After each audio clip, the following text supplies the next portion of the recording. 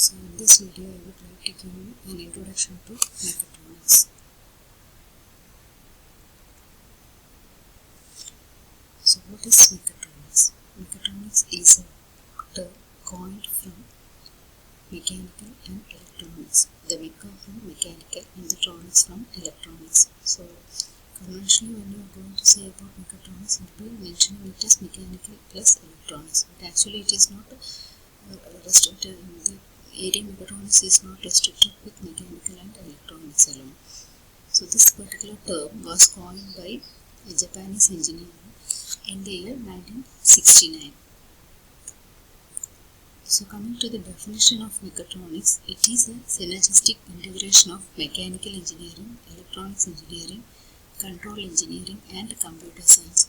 So as I told you earlier, it is not restricted to electronics engineering and mechanical engineering.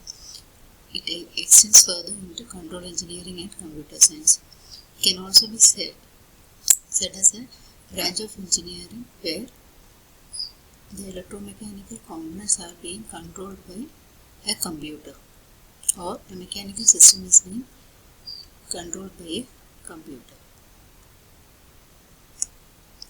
So this particular figure explains what are the fields involved in mechatronics. You can see that mechanical engineering, electrical engineering, then electromechanical, mechanical softwares, then electrical softwares and computer technology. All these things are involved in a mechatronic system. So when we are going to browse about mechatronics, this picture will be popping up first. So this particular picture gives a clear idea of what mechatronics is all about. So as in the previous figure, here also the central portion shows that what are all the different elements of the mechatronic system are. So this figure gives a elaborate area where which are being included in mechatronics. So you can see that you have got digital control system, then control electronics, then mechanical CAD. The outer circle shows the area of application of mechatronics. The first one is going to be automotive. So it is one of the area where mechatronics has got a big role to play. We can see that almost all the mechanical components in the automobile are being replaced by its electronic counterparts, and the control are being taken by the control systems. Then aerospace is another area where mechatronics plays a vital role. The next one is going to be medical area. So in the case of medical area, there is a wide boom which is happening. Like you must have heard about the prosthetic hand or the bionic hand. Similarly, you have got pacemakers, then insulin pump inside your body, and replacement of amputated leg. In all these areas, mechatronics plays an important role. Next is going to be serography, that is your photography, your topographic machine or the Xerox machine. The next one is going to be the defense system. So in the case of defense system, mechatronics has got tremendous application. Then coming to consumer products, almost all your consumer products has mechatronics embedded into it. You can see about the case of a washing machine, then your oven, then camera, all those things. So in our class I have been discussing about the working of a conventional washing machine, that is a semi-automatic washing machine and a fully automatic washing machine. So in the case of a semi-automatic washing machine, you will be loading the machine, you will be putting the soap powder, then you will be setting it, you will be turning on the knob and setting it at different positions, then you will be switching on the system. So here you have got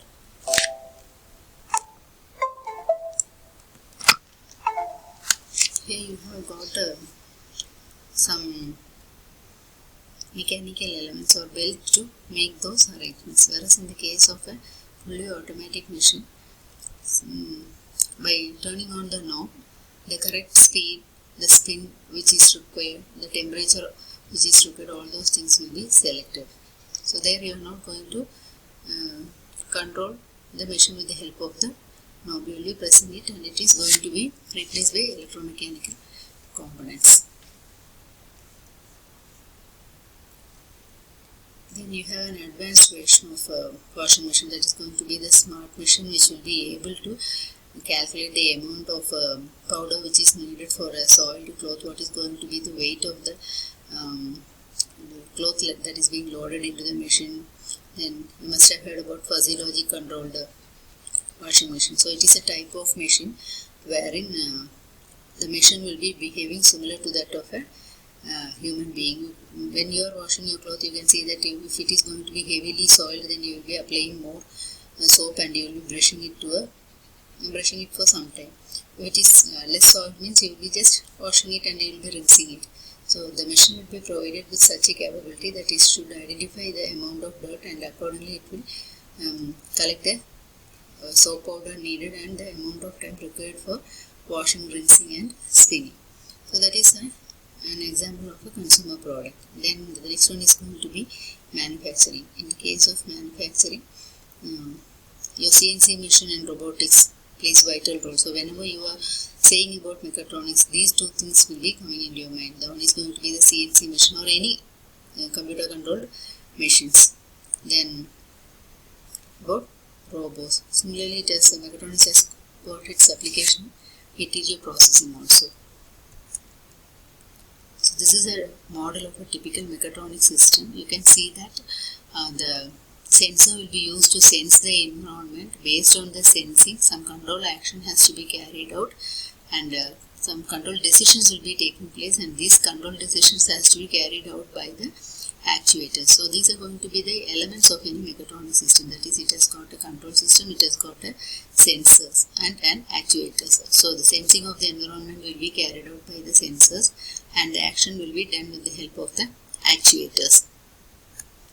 So the textbook which I am going to refer is going to be Bolton v. Mechatronics. So I have uploaded a soft copy of this in the classroom. So I would like to discuss the syllabus. So the first module, it is about the introduction of mechatronics. Then it is going to be the structure of a mechatronic systems. So as I have told you previously, you have got three elements. One is going to be the sensor, then actuators and the control system. So your first module is mainly concerned with the sensors. So first it deals with the characteristics of sensors, that is about the static and the dynamic characteristics. So these characteristics helps you to choose a sensor based on your application. The next is going to be the different type of sensors that are used to measure the temperature, flow, pressure, then displacement, position and proximity by making use of either magnetic, optical, ultrasonic, inductive, capacitive or eddy current method. So based on these methods you will be measuring the pressure or the displacement. Then the next is going to be the encoders. So here you have got incremental encoders and absolute encoders. Then resolvers and synchros, all these things will be used to find out the angular position of the shaft. Then you have acoustic emission sensors and different types of vibration sensors. You will be learning about the basic working principle and types of these sensors. The second module completely deals with the actuators. So actuators are those elements which will be performing the movement. You have got hydraulic and pneumatic actuators. Then you will be learning about the different valves that are being used in the case of these actuators. So you know that a hydraulic and pneumatic actuator will need a pressure control valve, it needs a direction control valve. Then what are going to be the different types of process control. You will be learning about the symbols that are being used for this, for representing these valves in a pneumatic or hydraulic circuit. Then you will be learning about the rotary actuators. These the first two things are going to be the linear actuators. Then you will be learning about the rotary actuators also. The next thing is going to be the development of simple hydraulic and pneumatic circuits using the standard symbols which you have previously studied. The third module, it fully deals with the micro electromechanical systems. So those systems are going to be the miniature system which will be having its size less than that of micro. So mostly the control aspect of this MEMS system will be taken care by an electronics engineer. Our syllabus is mainly concerned with the fabrication techniques involved in the MEMS. So you'll be learning about the different micro machining methods, then the principal fabrication working of some MEMS based pressure sensors, accelerometers and gyroscope. In the fourth module, it is completely about CNC machines. So what are the different type of elements that makes a CNC different from that of your conventional lathe? So you'll be learning about the different elements. So here no programming is involved, only the elements which makes a normal lathe to be a CNC. Then the different type of controllers used, you have got adaptive controllers, programmable logic controllers. So about these PLCs you will be learning about some of the components, and you will be asked to develop single ladder program for specific purposes. In the fifth module, it is about system modeling. You know that every element in the universe is being governed by some mathematical equations. So these mathematical equations will be derived from the physical state of the system. And you will be having some building blocks. So these building blocks are going to be mechanical, electrical, fluid and thermal system, and these systems are going to be analogous with each other. So this makes automations more easier. If you know the equivalent analogy of a mechanical system in terms of its electrical counterpart, then it makes the automation much more easier. The next module, it is about the role of mechatronics in robotics. So here also you are not going to learn about the programming aspect, you are concerned about the different elements that are being used in the case of a robot.